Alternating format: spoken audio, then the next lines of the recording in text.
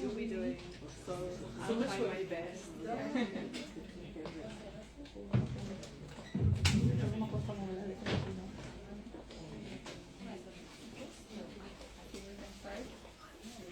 Hola a todos y a todas, bienvenidos a todos a Letras Corsarias. Muchas gracias por venir, aun a pesar de este tiempo y esta lluvia. Estamos súper agradecidos de que estéis aquí para presentar hoy a esta increíble artista, Kay O'Neill.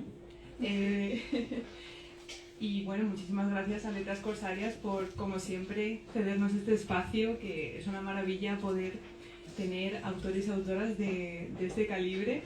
Nada más y nada menos viniendo desde Nueva Zelanda, o sea, es increíble, así que muchas gracias a todas. Y thank you so much for being here, Kay. Well, thank you so much for having me to the shop. To you. Thank you, and thank you for coming from so far away. It's like amazing that you're here in Salamanca, coming from New Zealand, like such a long flight. Kay was saying that they were flying for 30 hours, so thank you so much. My pleasure. So, as I mentioned, I'm going to be translating after we chat, so I'm going to tell them too. Una cosita que nos he comentado, que durante la charla iremos hablando en inglés, pero yo os iré traduciendo un poco después de cada pregunta, así una versión general de lo que estamos hablando, por no hacerlo tan mecánico de ir frase a frase, así no se os hace muy pesado y tampoco a Kay. Y luego si tenéis preguntas, obviamente necesitáis traducción, me podéis decir sin problema.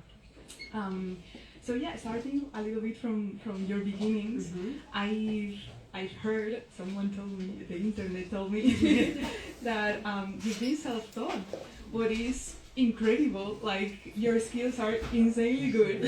So I was shocked when I heard about that. So I just wanted to ask you, how was that for you? Like, were you inspired by a particular author or manga or comic or graphic novel that taught you a little bit about that visual storytelling and story development?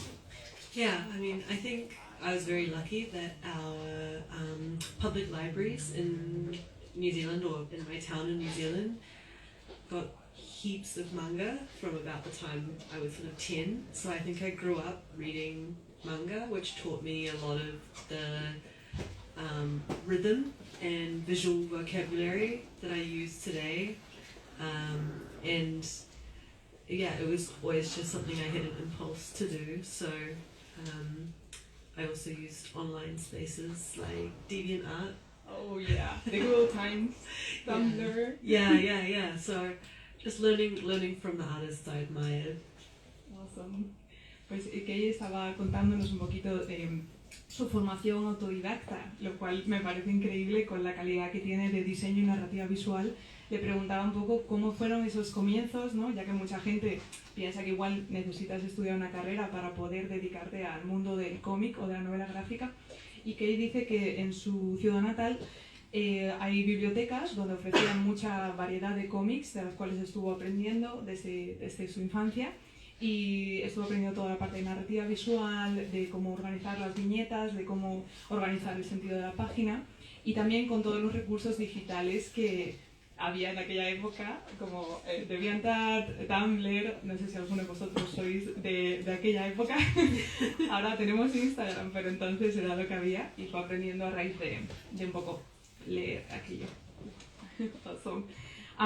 So speaking a bit about that early media stages, the baby steps of the social media, right? Like, I think right now the situation is pretty different from artists who are starting right now with the algorithm and the way of posting online.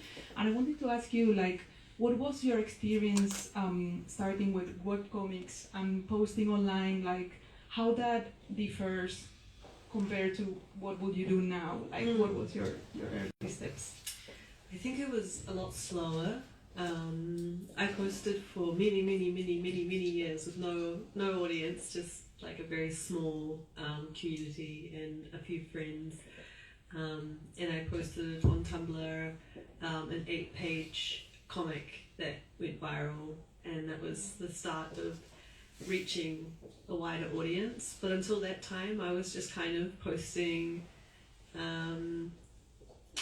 I wouldn't say just for myself, but it was definitely it was a much more slow process than I think artists have to do now. And I think now it's almost expected that you the artist are a part of the package, the content, whereas back in the day you could just be a weirdo with like no face online, and I kind of miss that so much. Yeah, now you have to be like an artist, a photographer, and content creator. Yeah, it's a full-time job, and it literally will reward you if you do it and not show your stuff to people otherwise. But I think it was just much more direct back in the day.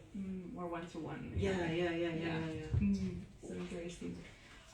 Le preguntaba que sobre sus inicios en los webcomics y cómo posteaba online, que fue su manera de comenzar en la industria, ¿no? Porque ahora conocemos toda su obra y hablaremos más en profundidad de varias de sus obras, pero que comenzó en redes sociales de aquella época, en Tumblr y en webcomics, y empezó a postear muy poquito a poco y consiguió audiencia muy despacio. Entonces es muy diferente a cómo se mueven un poco las redes sociales ahora con Instagram y con este ritmo mucho más acelerado, ¿no?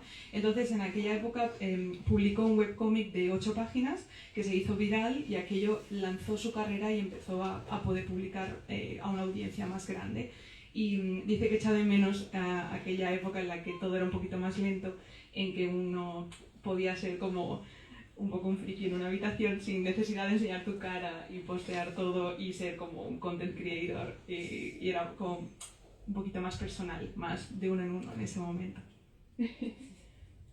So, talking a bit about getting into your publishing, like how was the experience from launching your webcomics online and then getting published? Like, did you have to prepare like a portfolio with your work, or did you have to pitch your project to a specific publisher, or were the publisher houses contacting you back then because of your audience?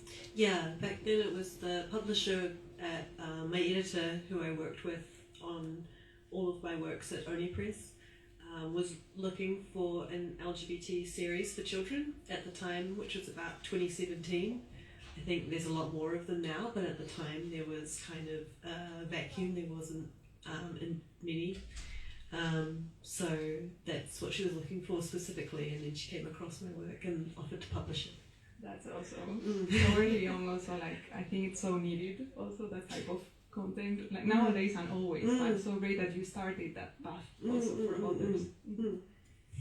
Le preguntaba que un poco cómo había comenzado su carrera publicando con editoriales, porque como os comentaba, su carrera comenzó en webcomics online con autopublicación, pero fue contactado por editoriales, y en aquel momento pudo publicar sus webcomics de manera física. Entonces fue un paso un poco habitual, porque muchas veces los autores tienen que presentar su proyecto, pero en este caso la editorial le contactó porque su tipo de trabajo, que va a favor un poco de los derechos LGTB y contando un poco este tipo de historias que en aquel momento, en 2017, no tenían tanto eco como ahora mismo, encontró ese nicho de mercado que tanto es necesario, ¿no?, para nuestra sociedad, tanto ahora como antes. Y pudo, gracias a eso, empezar a publicar en editoriales físicas. So we have here today like a couple of your comics and graphic novels. Like we have in Spanish, like La Sociedad de los Dragones de Té, the Tea Dragon Society, and Canción para Dos, which in English I think it's like a song for you and I, right? That's right. So I know they are very different in timing and also in format. So I wanted to ask you, for these two specific books, what was your process when you were creating the stories? Because also the length of the stories is a little bit different. So what is your planning when you create a new story? Like, do you have a script first and then you develop the sketches? Like, what is your process?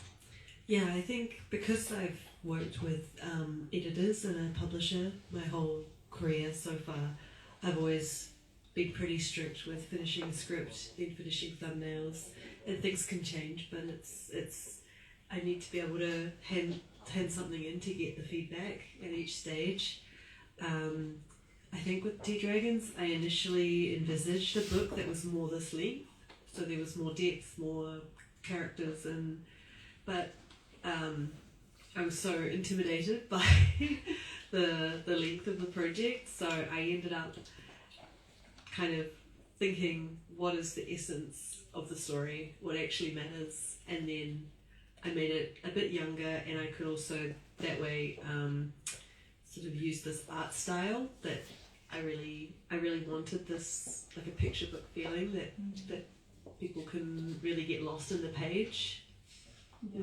Also, the good thing is that then it became a trilogy, right? So Yeah. you could extend the universe. Yeah. I had a bit more time. Nice. Estábamos hablando un poquito de los cómics que vamos a hablar hoy, la novela gráfica de La Sociedad de los Dragones de Té y una canción para dos, que su formato es bastante diferente, ¿verdad? O sea, uno tenemos tapa dura, tapa blanda, un poquito más grande y más pequeño. Y le preguntaba a Kay si el proceso narrativo, visualmente y también para entregar a la editorial, si fue muy diferente de un proyecto a otro y cómo lo estuvo planteando, ¿no? Y que comenta que su proceso es parecido en las obras, en el sentido de que tiene que ir presentando a los editores el paso a paso. Entonces empieza con el script, con el guión, incluye bocetos y en cada uno de los pasos va habiendo mucho feedback con esa editorial. Entonces, si hay algo que cambiar, durante el proceso se pueden ir haciendo pequeñas historias. Y comentaba en específico que La Sociedad de los Dragones de Té, al ser una de las primeras publicaciones físicas, tuvo como esa sensación de, mi historia era larga como para conseguir esa cantidad de páginas, pero le intimidaba un poco el formato, el hecho de que acabase en manos físicas de la gente, ¿no? Entonces hizo un poquito más corta la historia y después se acabó convirtiendo en una trilogía, o sea que el proyecto continuó creciendo y los personajes se pudieron desarrollar también un poquito más. So, getting into the Tea Dragon Society, I love it, by the way. Like, I'm a huge fan of creature design, and I love the way you created a universe so unique, but also so real. Like, the characters feel very human, even if they are creatures, right? Like, each of them have like a different feature that it's unique. So, I wanted to ask you, what was your process when you were creating the characters and the universe, and if you had like a specific fantasy world in mind, or how did these super cool, unique characters came about? I guess it's very just aesthetic based. I had a kind of, I guess I love visually eclectic kind of fantasy world building. To me, I'm not too worried about like how it works. Like, what is the world beyond this village and the people in it? It's like, I actually don't know. I'm just interested in the way that they live their lives and the feelings they have, the way they sense, like what kind of sensations do they enjoy, and what are their emotions and how do they change.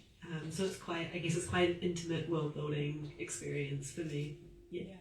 100%. I can say that also for the readers. Like, you can really feel their story and get empathy, even if the character looks completely out of this world. So you forget about.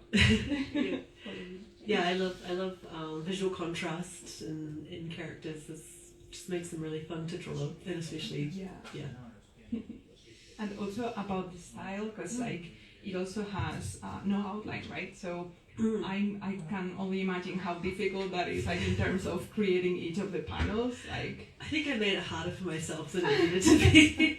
To be honest, I ended up doing like a lot of layers, but I think I could have simplified it. But I wanted to. I think because I'm self-taught, I think I felt like I wanted a lot of. I wanted to be able to edit things later on, because I'm not always confident with my first attempt at things, because it's very instinctive. So I used a lot of layers. Like, I'm talking like layer 99, layer 97, and then it's like don't name any of them. just have them all entitled forever. But yeah, so it was kind of a learning process. Nice. Estábamos hablando un poquito de la parte visual de La Sociedad de los Dragones de Té, y cómo el universo que Kay crea es tan rico, es una fantasía visual muy única porque hemos visto siempre, pues, no sé, dragones, orcos, trolls, hadas en diferentes mundos de fantasía, pero el mundo de Kay yo creo que es muy único y le preguntaba un poco sobre su inspiración a la hora de crear este universo, ¿no? Y entonces dice que no se preocupa mucho porque cada personaje tenga que ser como muy específico y que cada cosa se explique, sino que se inspira un poco en la parte visual y no le importa que los personajes sean un poquito más eclécticos, siempre y cuando visualmente funcionen, creen contraste y tengan como ese atractivo visual, ¿no? Y lo importante para que es esa sensación de las emociones de los personajes, que podamos empatizar con ellos y que se cree esa intimidad entre personajes y su narrativa. Y luego también le preguntaba por el estilo, porque en comparación a otras de sus obras, el estilo de esta trilogía no tiene línea, es todo más con un color planito y entonces es muy difícil crear algo así viñeta a viñeta, ¿no? Entonces, que dice que nada, se lo ha hecho súper difícil a sí mismo porque al final podría haberse complicado menos, pero por el hecho de que ha sido autodidacta ha podido un poco empezar a crear este estilo visual y también eso le permitía como ir editando poquito a poco, creando muchas capas en sus archivos hasta el punto de llegar a la capa número 99, o sea, si habéis trabajado en digital sabéis lo que eso significa y entonces ese proceso era difícil, pero al final lo consiguió. Also I wanted to ask, talking about the characters of T-Dragon, I wanted to ask you which one will be your tea dragon, and if we brew their leaves, if you want to share with us, what memory will they bring? I think I would have chamomile because he sleeps so much, so it's kind of easy. Cat-like. Yeah, very cat-like. I hope it would have a lot of memories of people. I love having people over, drawing together and watching films and eating and drinking and just hanging out. So those I think are my favourite memories, and yeah, I love to be able to cherish the details and the like stupid conversations. So cozy. Yeah. Love that. I would like that too. Le preguntaba aquí, porque no sé si habéis leído esta novela gráfica, pero la historia, sin hacer spoiler, de la Sociedad de los Dragones de Té, es que hay estas pequeñas criaturitas que son dragones que les crecen como unas pequeñas hojitas o raíces de los cuernos, ¿no? O del cuerpo, y con eso puedes preparar un té que si lo bebes te va a llevar los recuerdos de las personas que cuidan a este dragón, ¿no? Entonces le preguntaba que cuál sería su dragón, porque hay toda una serie de mitología y de criaturas al final. Dice que sería Camomile, que aquí no sé cómo se ha traducido, si es el dragón manzanilla o camomila, perdonad. y el recuerdo que encontraríamos si preparamos ese té con su camomila serían momentos como muy íntimos con amigos, viendo películas, comiendo, dibujando juntos y sobre todo hablando de tonterías, esos momentos así como más tranquilos y más familiares en casa, ¿no? Muy agradable, como un poco sus libros también, ¿verdad? I was saying that it's as reading your books is a really cozy feeling, and you end up feeling, I think, like drinking that tea at the end.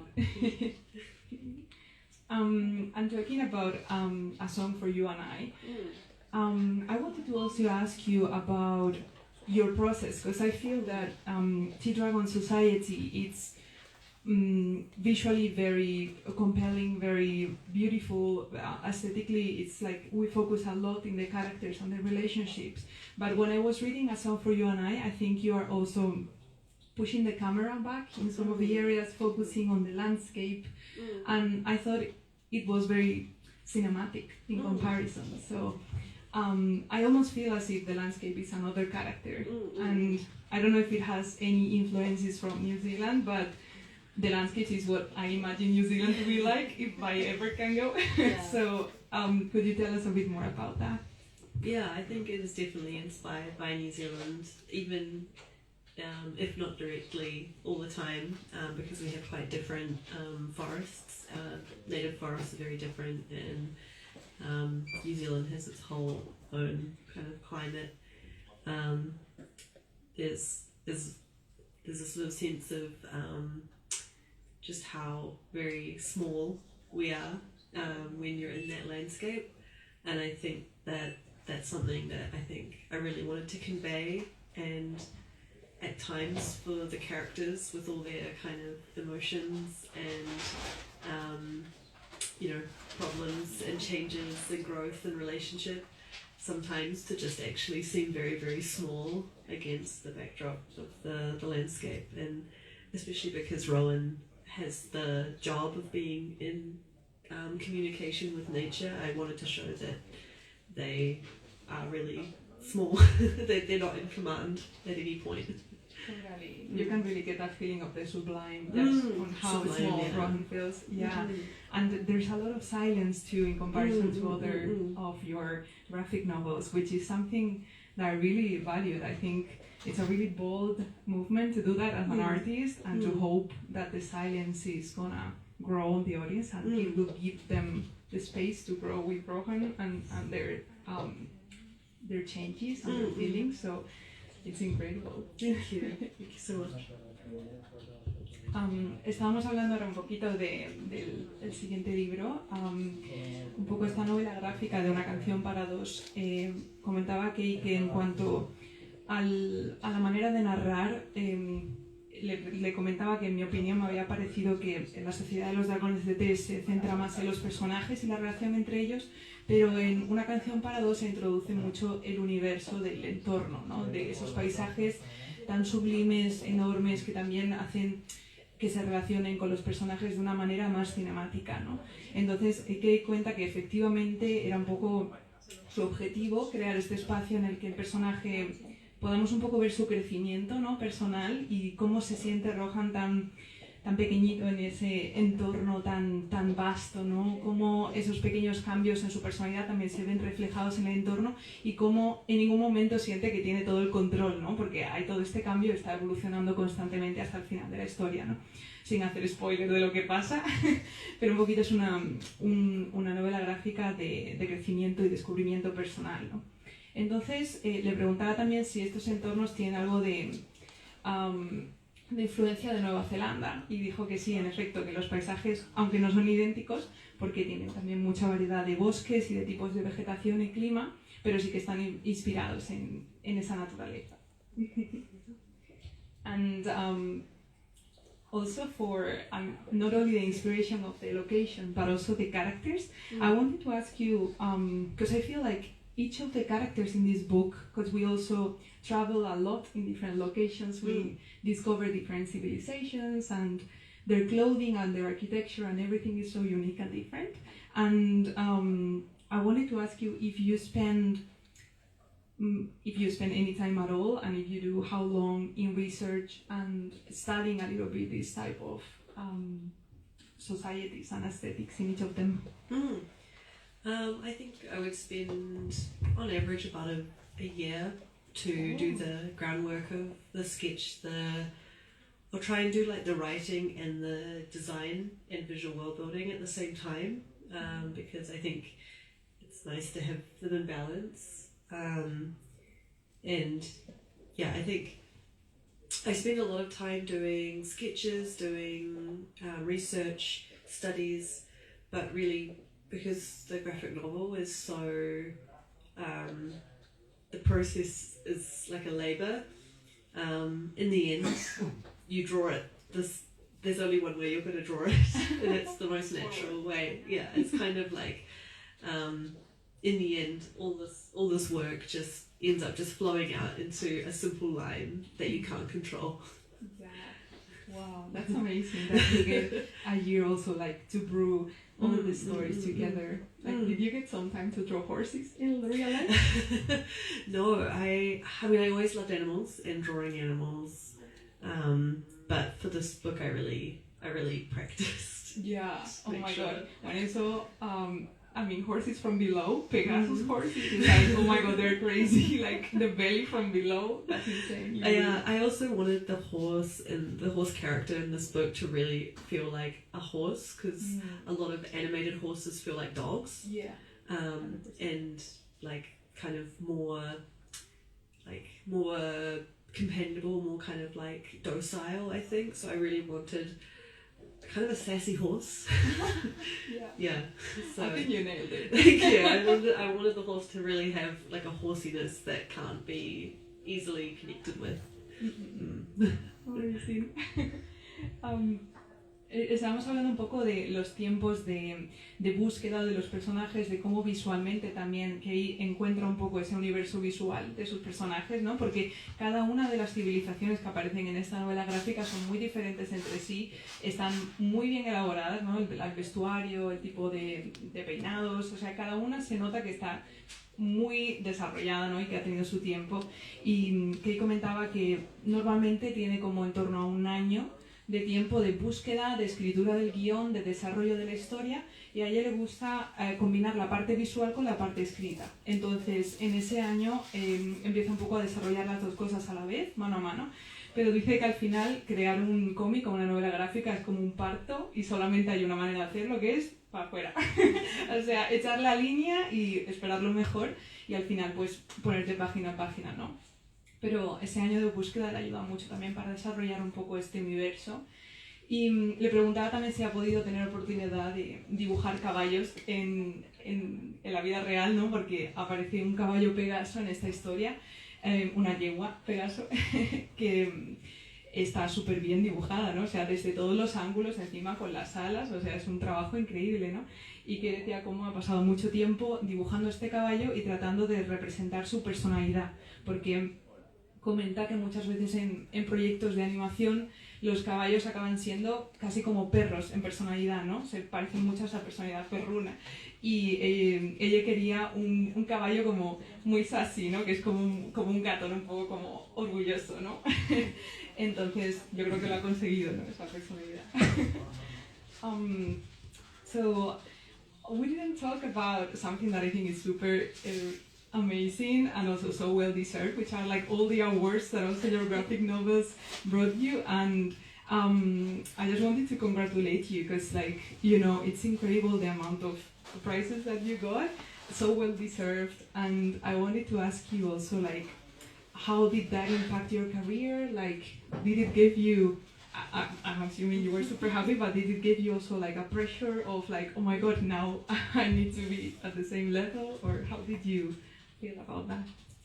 I was of course very, very happy, and it felt like affirmation because I think, to be honest, living in New Zealand just affects my work on every possible level, because until I come to other countries and do like a tour like here, often I will just go many months without talking to anyone who reads my books, or meeting people who read my books. So and for all of the awards, it's like the ceremonies happened overseas. I just got an email from my editor to say that you won this.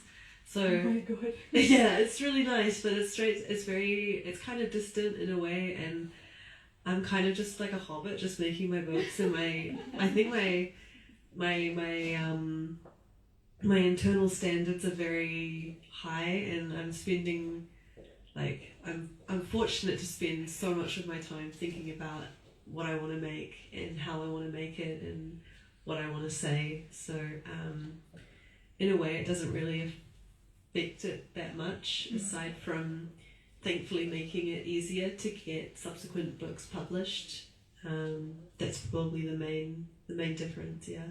Wow, that is great, because also you get some time to see the reaction of your work, but also then you can just like go back to the cave and just like create and be chill, also like to have that contrast. Yeah, it's a little lonely, but my partner draws as well, so we can kind of share space and work on our own projects. And, nice. Yeah. The dream.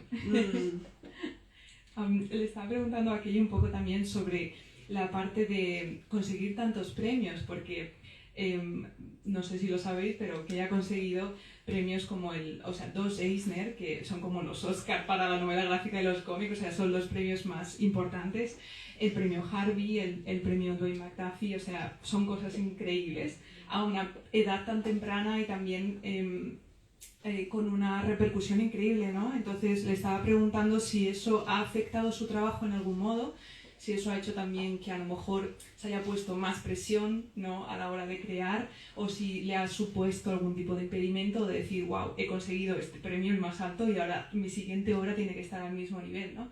Y que dice que el estar en Nueva Zelanda le genera un poco como una pequeña barrera física, ¿no?, porque geográficamente está más lejos de donde suceden las cosas, digamos, ¿no? Todos estos grandes premios, muchos de ellos son en Estados Unidos, ¿no? Entonces dice que a veces llega un mail de su editora que dice, has ganado este premio, has ganado este otro premio, entonces es como, wow, increíble, pero tiene como ese espacio y esa diferencia, ¿no? Y que dice también que ella es muy autoexigente con su trabajo, entonces digamos que esa exigencia la ha tenido de siempre y a la hora de ver su trabajo continúa presionándose, entre comillas, o tratando de mejorar, ¿no?, con cada obra, y el ganar premios no le supone una presión mayor, sino que en cualquier caso es una cosa positiva porque le da más repercusión a la hora de conseguir más acuerdos o más contratos o poder publicar más libros, ¿no? Entonces es algo súper positivo. Y dice que está como un pequeño hobbit en su casa con su pareja que también dibuja, entonces entre los dos están creando juntos y al final pueden crear un poquito esa pequeña burbuja. So another thing, like now that we are talking a little bit about that artist life, being at home creating, I wanted to ask you how do you schedule your day as a freelancer, as an author, as an illustrator? You know, you have so many hats to handle. And do you have more like a 9 to 5 time, or do you work more alongside your energy? I think I'm definitely a morning person. I also think there are so many things that clutter up my brain as the day goes on. So for me, the first 4 hours of the day after having some coffee and breakfast, those are the most precious because I can feel that there's less resistance to my work, so I try and keep them very clear. And if I can achieve those 4 hours or so just until lunchtime, and lunchtime in New Zealand is noon, by the way, so that's when we're going to eat lunch. And then after that, anything can happen. It could be reading, it could be going for a walk, or scrolling on my phone. It's like, you know, it's I don't sort of like punish myself for that. I think I just try and get that morning time achieved, and then anything after that is bonus. Nice. I think that's the dream. I completely agree. I know a lot of artists are like night owls, but I also feel like an early bird. Yeah. And do you usually have like writing hours or like drawing hours, or does it depend on the day, or do you have like a specific time for each thing? I think for me it's very hard to change gears, so I'll either do a writing day or a drawing day. I'm not very good at going between different tasks and changing, so I will try and be focused on one particular thing, and try and do things like emails and stuff in the afternoon when it doesn't matter so much. Yeah, that makes sense. Yeah. Me preguntaba un poco aquí por su rutina diaria, ¿no? Siendo también un freelancer, autor, pasar muchas horas en casa y mantener una disciplina, ¿no?, de horario es normalmente una cosa complicada de hacer, ¿no? Entonces comenta que para ella es muy importante las 4 primeras horas del día. Es definitivamente una persona que trabaja mejor por la mañana. Entonces dice que trata de tomarse su café, su desayuno, y ponerse a trabajar esas 4 horas hasta la hora de la comida, que en Nueva Zelanda dice que es sobre las 12 o así. Entonces, una vez que ya han comido, la tarde es un poco el bonus. Entonces igual lo usa para tareas más de contestar emails, o se relaja, va a dar un paseo, y depende un poco cómo vaya el día.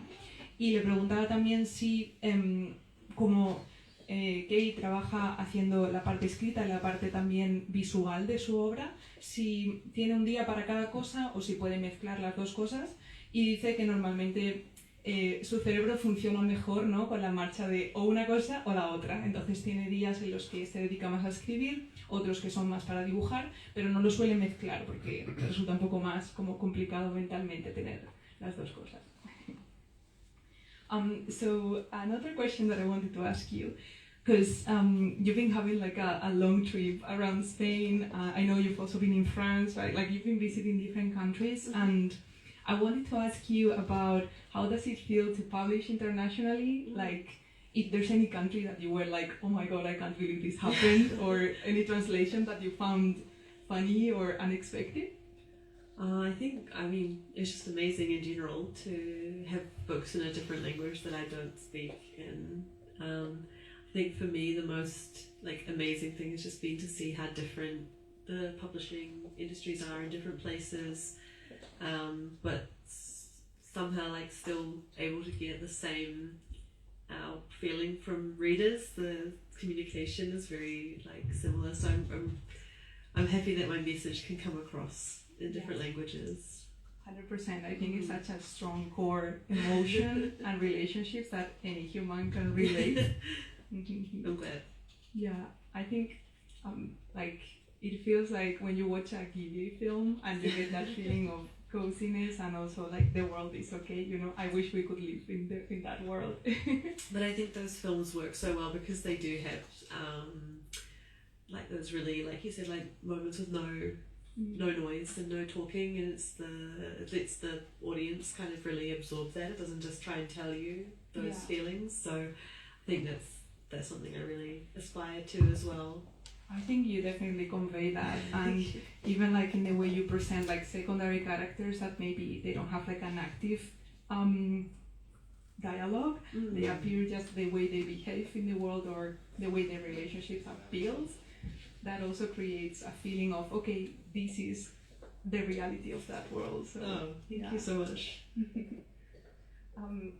Le estaba preguntando a Kay sobre cómo han sido sus sensaciones publicando internacionalmente, ¿no? Porque su obra ha sido traducida en muchísimos idiomas, ha estado haciendo giras ahora por España, ha estado en un montón de ciudades en Francia, en diferentes países presentando su trabajo. Y le preguntaba si ha habido algún momento en el que le haya parecido alguna cosa curiosa, alguna anécdota o alguna traducción que haya dicho, wow, no me esperaba esto, ¿no?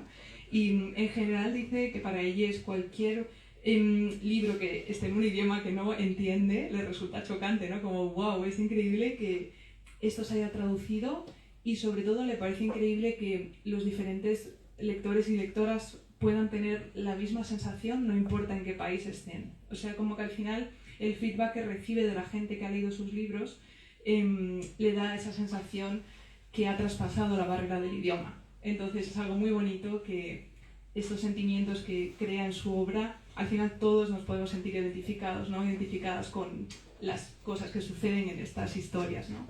Y hablábamos también cómo estas sociedades que construye en sus libros también al final tratan de problemas o de historias que cualquier persona se puede sentir identificada, ¿no? Y son realidades en las que uno prácticamente desea estar, ¿no? Porque hay conflictos que se han resuelto que igual en nuestra civilización todavía no, y es muy bonito ver cómo esas relaciones dan fruto, ¿no? Y al final se crea como una sensación muy bonita cuando uno termina sus libros. Let me see. I don't know, no sé cuánto tiempo tenemos. Un ratito más? Vale, perfecto. I wanted to know if we were okay on time because I wanted to leave some time for questions.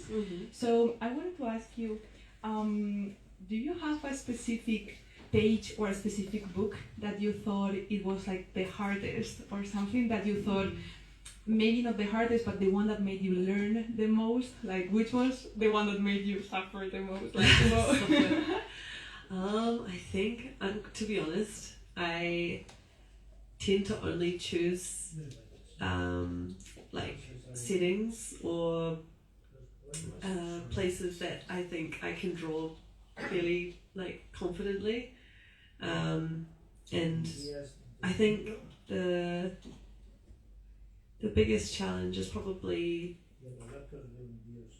I don't know, I think they're all, to be honest, they're all quite challenging because, like I said, because I was self-taught, I don't have a mentor. I've never had a mentor to give me direct feedback on my things aside from my editor, so, sorry. When I'm working, honestly, sometimes every page is challenging because I don't really have an inner voice necessarily telling me if something is right the best way. I just have to go on instinct. Well, your instinct is very strong. You know? Le estaba preguntando aquí si hay alguna página o alguna obra en especial que le haya resultado especialmente difícil o complicado, ¿no? de afrontar, y dice que en general trata siempre de conseguir o de abordar temas que a lo mejor se siente preparado para crear, ¿no? Como temas que le interesan, que se siente cómodo creándolos, y trabaja mucho con su intuición, porque algunas veces también, como no ha tenido un mentor o una persona que le haya enseñado, ¿no? Todo ha sido de manera autodidacta. Hay algunas páginas que son más complicadas, pero confía en su intuición y recibe feedback de sus editores, ¿no? Pero al margen de eso, es todo un poco de manera autodidacta y de manera juzgándolo ella misma, ¿no? Entonces es importante también como esa rutina y esa manera de trabajar con su trabajo, pero en general no ha dicho que haya ninguna página que le haya costado, sino que casi todas suelen ser también como complicadas a su propio modo, ¿no? Entonces, este es un poco su approach. And I wanted to ask you, like, because you were mentioning that the themes that you are using or the locations are something that you are comfortable with. Mm-hmm. And I was curious, like, if in the future would you consider like making comics or graphic novels in other type of genre, or maybe in a real world, or do you want to stay in fantasy? Like, how do you feel about future projects? I think there's still like a lot of things that I want to achieve with fantasy. I think I haven't fully expressed everything I want to, and I think there are still many aspects of it that I want to explore. So I think for me, I'm happy to continue to try and fully. I think each book I feel like I get closer to having achieved truly like a true honest story, and that's what I aim for every time. And I think at the moment, just for now, fantasy is the best way, or like the most direct way that I feel I can do it. Nice. We're happy to hear that. I can't wait to see what other worlds are coming from your brain, you know. And are you working in any new projects at the moment, or are you yes. taking some time? No, I am. Yes, I'm currently working on a graphic novel, and it will be. It's been quite a tough road to get the story right, but yeah, I'm finally very happy with it. And it's a slightly older audience, not more like young adult than. Whoa! Thank you. Yeah. So cool! I can't wait. Yeah, I'm excited for it. Yeah, I didn't know, so that's great. Le estaba preguntando aquí también si en futuro, como estábamos hablando de que los temas que elige o el tipo de tratamiento de la imagen que elige se siente bastante cómodo en este universo, le estaba preguntando si en futuro quizás quiere cambiar un poco el approach, si le gustaría ir a mundos que a lo mejor no sean de fantasía, o un género diferente, o una audiencia más adulta, o simplemente algún tipo de cambio en futuro. Y dice que de momento le gustaría continuar en fantasía, porque es un género que le ofrece mucha variedad, que cree que todavía le queda mucho por explorar, y me parece como súper buena noticia que sigamos viendo sus universos. Y le preguntaba también si, hablando de proyectos futuros, tiene alguna cosa en mente, y está trabajando en una nueva novela gráfica, así que tenemos noticias frescas. Y es una nueva novela gráfica enfocada un poquito más a un público joven adulto, entonces la historia va a ser un poquito más madura, y lleva trabajando este año en la parte escrita del proyecto y ya está feliz con el punto en el que ha llegado. Nice. And also I wanted to ask you about, because I know some of the people who are here today, some of them are aspiring authors, I know, like people who are studying fine arts or people who are focused into creating visually. So do you have any advice to authors that are starting or illustrators who are starting nowadays, like as a self-taught artist, like would you teach them like a specific I don't know, exercise or something that might have helped you to grow your art?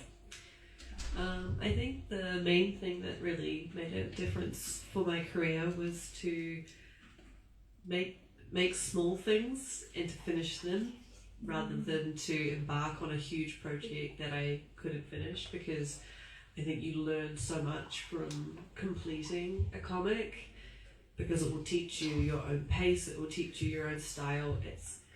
It's I think my biggest advice would be to start with like very small projects, because you can always do bigger, you can always add on more, but I think the process of going from start to finish is the most valuable, and that's where you'll learn the most. That is so useful. I think we all tend to go with these huge epic stories and like just give up. we all have like our epic story that we dream of, and we kind of start and then realize maybe we haven't thought it through enough, and maybe it's a bit too big, and maybe there's parts that you don't really care about that much but you felt like was necessary. So I think starting small will teach you like what actually matters to you in a story, and to like teaches you to kind of figure out the real essence of what matters, because you can always add on. That's great advice, because also, because for example, like when we think about drawing or creating, like maybe you come up with ideas of like studying reality or like maybe doing live drawing or exercises like that, but with writing, I think your writing is so strong and so unique, like you have such a powerful voice, like is there a way also that one can learn that? Like would you say it's like by reading other authors or like writing little scripts also? Yeah, I think definitely practice writing little scripts, but I think just read everything and don't read only one type of thing. It's kind of, and also making graphic novels, one of the best influences can be film, because it's the process is so similar, thinking of storyboarding, thinking of the rhythm, the lighting, the mood, everything, except that in a graphic novel you have to do every single job. Yeah. But film, I think it's like really important to consume a really wide range of sources, because that will make your voice more distinct. Nice. That's super useful. Now we have homework. Nice. Le preguntaba aquello un poco también, porque sé que algunos y algunas de vosotras igual sois estudiantes de Bellas Artes o os gustaría hacer vuestros propios cómics y novelas gráficas, y le preguntaba, como ha sido una artista autodidacta, si tiene algún consejo que darnos, si tiene alguna manera de trabajar que le pueda ayudar un poco, o que aconsejaría a autores y autoras que están comenzando a crear sus propias historias, ¿no? Y que ella ha dicho una cosa que me parece increíble, que creo que nos pasa a todos, que tendemos a centrarnos mucho como en historias muy grandes y muy épicas, ¿no? Y ella dice que es mejor empezar con proyectos pequeñitos, o sea, pensar proyectos que tengan un principio y un final, que sean concisos y que podáis desarrollarlo de principio a fin, porque eso os va a enseñar cuál es vuestro ritmo de trabajo, si podéis completar la historia, si eso os puede ayudar un poco también a conoceros a vosotros como autores y autoras, y hacer ese ejercicio es muy muy útil para entenderte también, ¿no? A ti mismo. Y le preguntaba también, porque creo que en la parte visual todos podemos tener una idea de cómo entrenar esa parte, ¿no? Igual haciendo dibujo de natural, estudiando mucho la realidad, creando nuestros propios personajes, ¿no? Pero para la parte escrita le preguntaba qué consejos nos puede dar para desarrollar las historias, ¿no? Con tanta maestría como lo hace Kay. Y ha dicho que puede ayudar mucho como escribir también guiones pequeñitos o pequeñas historias, y leer mucha variedad de géneros, muchos diferentes tipos de historia, y centrarse también en la parte visual de cine.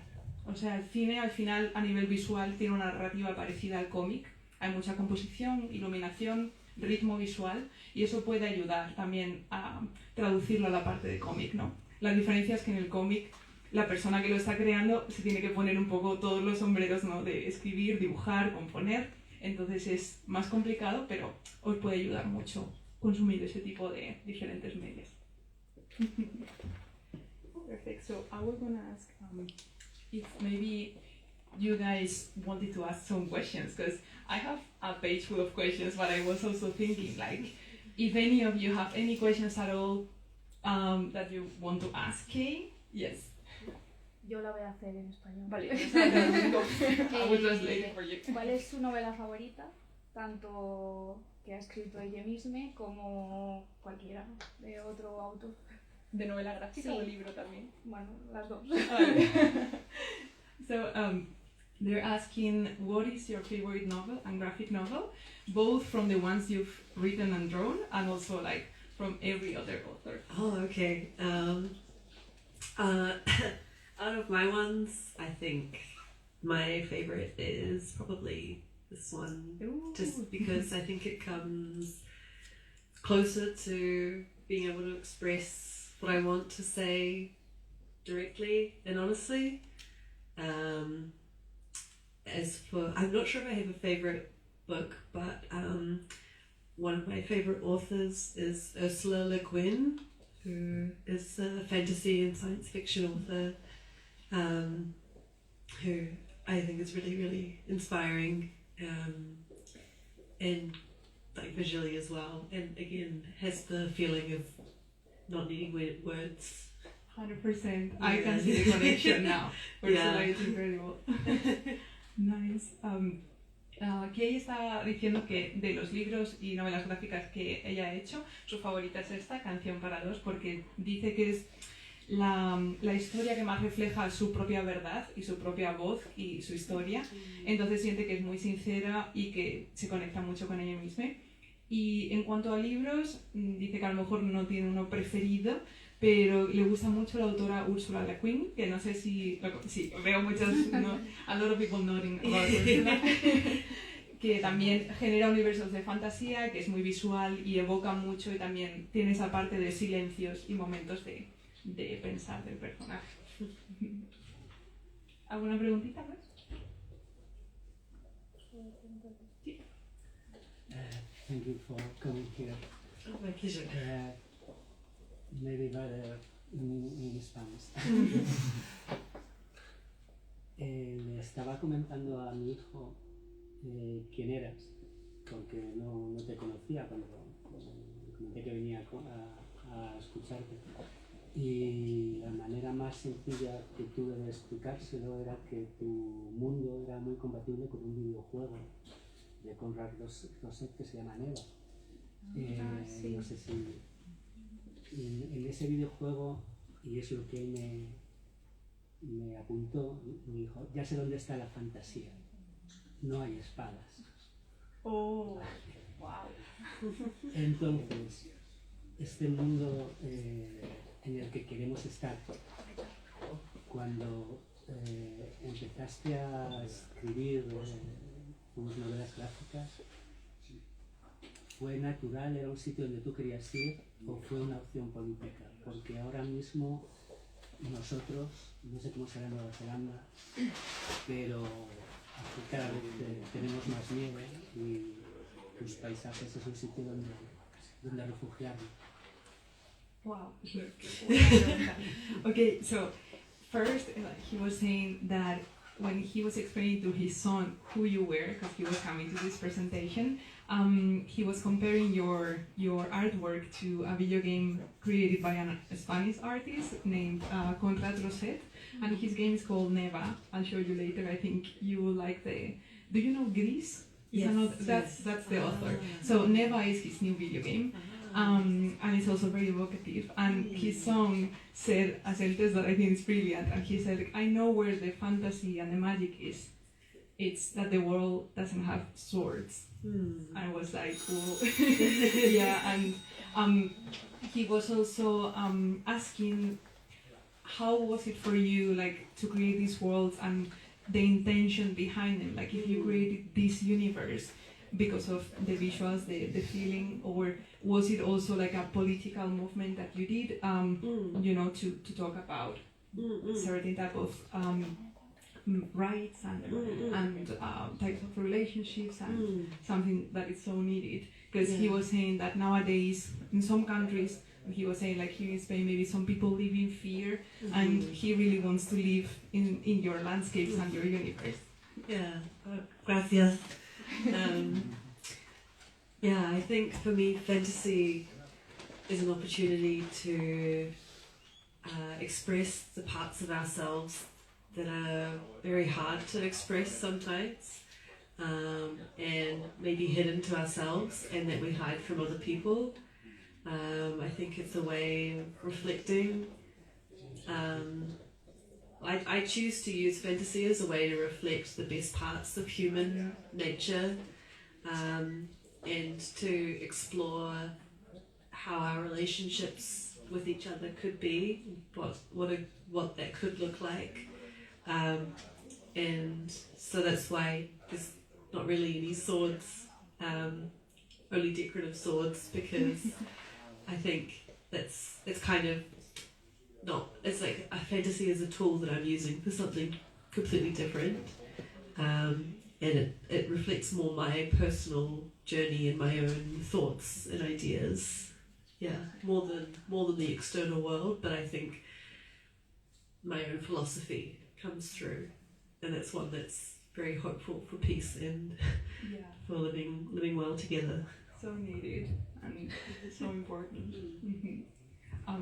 Kay te dice que, muchas gracias, que al final el crear estos mundos de fantasía son una excusa o un medio que le ayuda también a conocerse a sí mismo, a entender sus sentimientos, a tratar de pensar en un mundo que sea más cercano a que las relaciones puedan ser posibles, no importa en qué género, no importa en qué universo.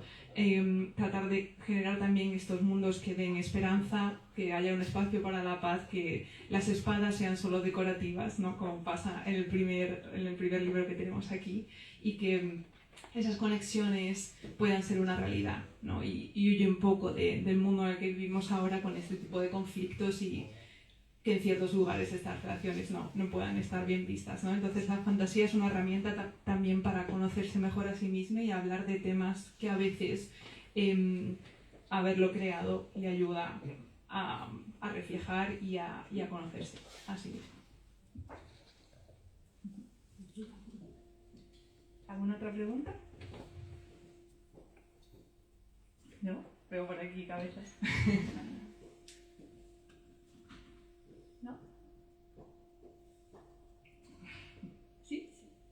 I had a question about the creation of your stories, Mm-hmm. because you were talking about the process of creating and separating the writing from the drawing, but how the ideas came to life in your brain? Is it a concept of the static and image? Is it a plot device? Is it a feeling you want to create with your reader? How your ideas come alive? Is that the question?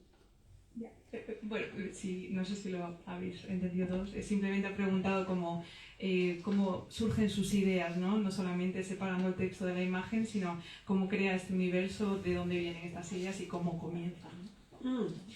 For me, the ideas always start with a drawing, a sketch. They have to, but it can also be a little line of like dialogue or something as well. I think I need the sketch tells me about the world and the characters, but then writing helps me order the story and find out truly like what it's about. So I really love both parts of the process. I could never just work visually to build a story. The writing is really as I'm like for instance, this book I hadn't like I had the stories, I said the world, the characters and the ideas, but I was only about halfway through writing it when I realized what the ending would be. Yeah, so I think writing can really help generate ideas, whereas, and like that can happen visually too, but visually I think is more about me getting to know the characters and finding out who they are. So interesting.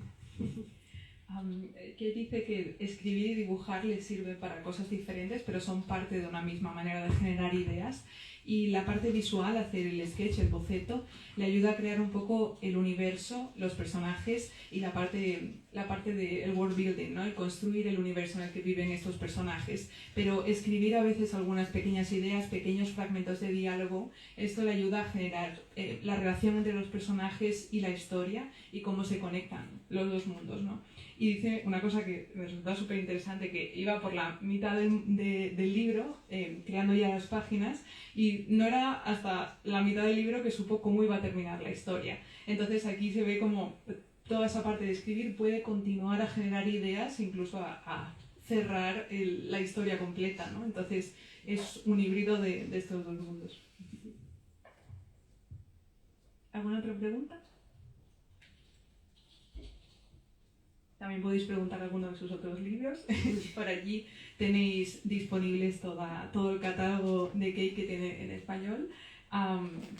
Creo que tenemos 5 o 6 novelas gráficas allí, así que no sé, creo que ya llevamos aquí una horita. No sé si alguien más tiene alguna pregunta. Si no, os podemos dejar con Kate para que os firme a quienes habéis traído vuestras novelas gráficas. Y nada, de nuevo, muchísimas gracias por venir, muchas gracias a Letras Corsarias y muchísimas gracias a Kate. I was saying that, I see some people already taking their books, that if they didn't have any other questions, we could go with the signing, and I was just thanking them for being here, thanking the bookshop, and especially thanking you for taking the time to tell us about your process and being here. Thank you so much, Kate. It's my pleasure. Thank you so much for translating my works, and thank you for having me, and thank you for coming.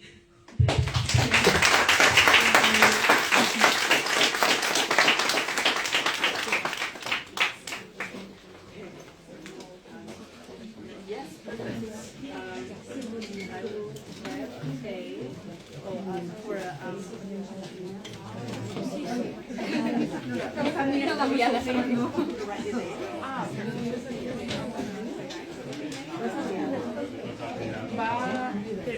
te ponemos un papelito porque dice para que la gente escriba su nombre.